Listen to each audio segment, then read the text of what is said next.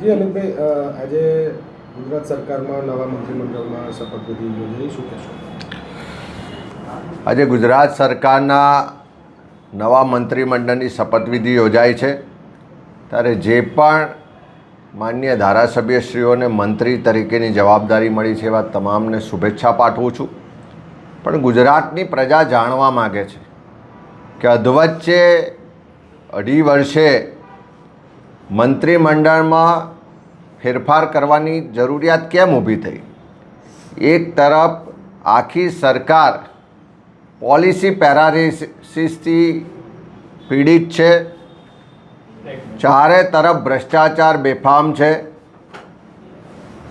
લોકો સરકારની નીતિ અને નિયતને સારી રીતે ઓળખી ચૂક્યા છે. એટલે ચહેરા બદલવાથી જે લોકોને અન્યાય થઈ રહ્યો છે, જે ભેદભાવનો ભોગ બનવું પડે છે, જે લોકો હેરાન પરેશાન છે, ભ્રષ્ટાચાર અને ગેરવહીવટથી ત્રસ્ત જનતા છે, એને આમાંથી કોઈ પણ જાતનો લાભ મળવાનો નથી. આ મંત્રીમંડળના ફેરફારથી ગુજરાતના લોકો જાણવા માગે છે કે ગુજરાતને શું ફાયદો? પાછલા 2.5 વર્ષના શાસનકાળમાં જે મંત્રીમંડળ હતું, લગભગ 9 જેટલા કેબિનેટ મંત્રીશ્રીઓ હતા અને 8 જેટલા રાજ્ય કક્ષાના મંત્રીઓ હતા. 50% લોકોને પડતા મૂક્યા છે. જો તમારા 50% મંત્રીઓ કામ નહોતા કરતા, એફિશિયન્ટ નહોતા, એમની સામે ભ્રષ્ટાચારના આક્ષેપો હતા, એમના વિભાગમાં ગેરવહીવટ ચાલતો હતો, એમના મળતિયાઓ બેફામ રીતે લોકોને લૂંટતા હતા, તો 2.5 વર્ષ સુધી રાહ શું કામ જોઈ? કેમ બચુભાઈ ખાબડનું નામ મનરેગામાં આવ્યું અને બીજા દિવસે એમને મંત્રી તરીકે ના હટાવ્યા? કેમ ભીખુભાઈ પરમારનું નામ બીજેડ કૌભાંડના કૌભાંડીઓ સાથે જોડાયું તો એમને તાત્કાલિક મંત્રી તરીકેથી હટાયા નહીં? કેમ મુકેશભાઈ પટેલના પરિવારના લોકો હથિયારના લાયસન્સોના કૌભાંડમાં સંડોવાયેલા હતા? બળવંતસિંહ રાજપૂત સામે જીઆઈડીસીનું કૌભાંડની વાતો આવી, અનેક મંત્રીઓ સામે ભ્રષ્ટાચાર ગેરવહીવટની ખૂબ ફરિયાદો આવી, પણ 2.5 વર્ષ સુધી એમને ચલાયા. અને હમણાં 1 અઠવાડિયું વિકાસ સપ્તાહ યોજવામાં આવ્યું. આખા વિકાસ સપ્તાહમાં આખા ગુજરાતમાં પ્રજાના પરસેવાના ટેક્સના પૈસાથી પ્રચાર પ્રસાર કરવામાં આવ્યો, ઉત્સવોને તાયફા કરવામાં આવ્યા. અને ત્યારે સરકારને ખબર પડી કે સરકારનો વહીવટ તો ખાડે ગયો છે. મંત્રીઓ સામે તો ખૂબ અસંતોષ છે, મંત્રીઓ તો બિલકુલ રીતે અનએફિશિયન્ટ છે, ભ્રષ્ટાચારમાં સંડોવાયેલા છે. અને હવે જ્યારે 50% મંત્રીઓને પડતા મૂક્યા છે, તો શું ચહેરા બદલવાથી સરકારની નીતિ અને નિયતમાં કોઈ ફરક પડવાનો છે? જો મંત્રીઓ એટલે કે મુખ્યમંત્રીની ટીમ 50% બદલવી પડે, એનો મતલબ આ ફેલ ટીમ હતી.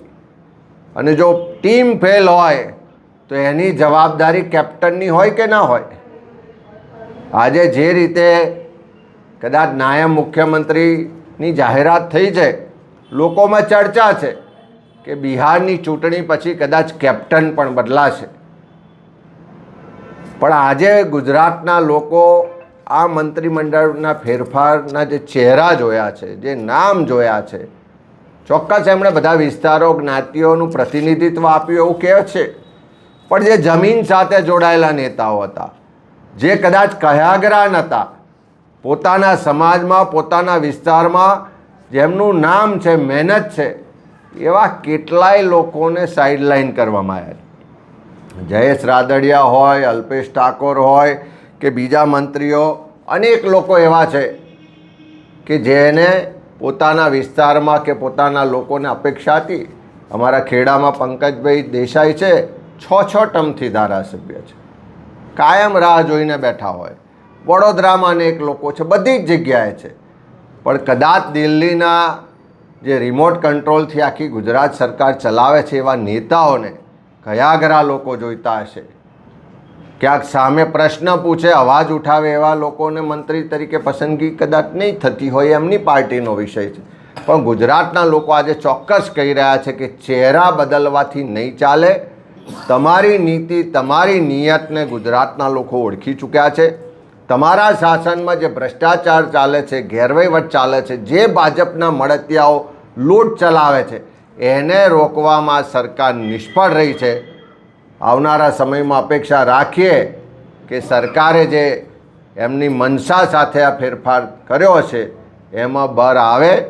પણ ગુજરાતની જનતા 100% માને છે કે ચહેરા બદલવાથી પાપ ધોવાઈ જતા નથી. સર, આપ જે જિલ્લામાંથી પ્રતિનિધિત્વ કરી રહ્યા છો, કયા જિલ્લાને કેટલા મંત્રીઓ ફાળવાયા, કયા સમાજમાંથી અથવા કોને બનાવવા, એ તો એમનો પાર્ટીનો વિષય છે.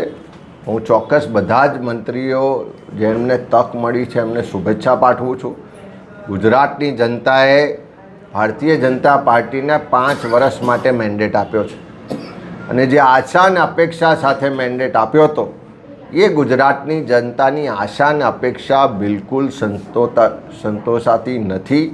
તમામ મોરચે આ સરકાર અત્યારે નિષ્ફળ છે.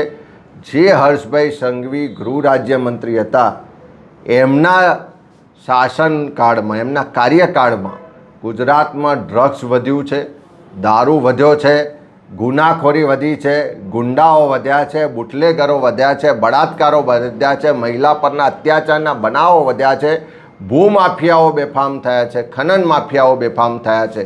એટલે ખાલી કોઈ ચહેરા બદલવાથી સરકારનું પરફોર્મન્સ સુધરી જશે એવો આજે ગુજરાતની જનતાને કોઈ વિશ્વાસ નથી. અને ટીમ જો ફેલ હોય ને ટીમ બદલો છો તો કેપ્ટનની જવાબદારી શું એ પણ ગુજરાતના લોકો જાણવા માગે છે.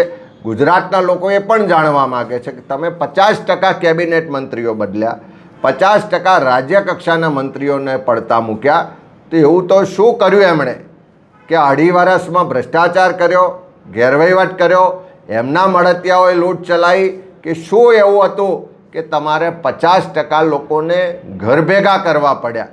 એ જવાબ પણ ગુજરાતની જનતા સરકાર પાસે, મુખ્યમંત્રી પાસે માગી રહી છે. અચ્છા, આપ મંત્રીમંડળને કેવું મંત્રીમંડળ કહેશો?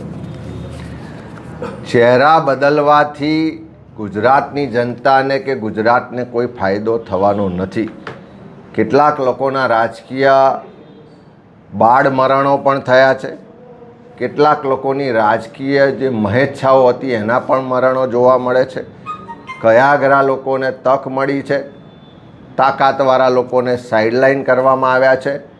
પણ ચહેરા બદલવાથી ભાજપની નીતિ ને નિયત, જે ખેડૂત વિરોધી છે, જે ગરીબ વિરોધી છે, જે સામાન્ય લોકો વિરુદ્ધના શાસનના નિર્ણયો છે, એમાં કોઈ ફરક પડે એવું આ મંત્રીમંડળની નવી રચનાથી દેખાતું નથી. જમ્બો કેબિનેટ છે, એના બંધારણની જોગવાઈ મુજબ સંખ્યા છે કે એમનો અધિકાર છે કે કેટલા બનાવવા, કેટલા નહીં બનાવવા. પણ ચહેરા બદલવાથી કોઈ ગુજરાતને કે ગુજરાતની જનતાને ફાયદો થવાનો નથી. 4 દાયકા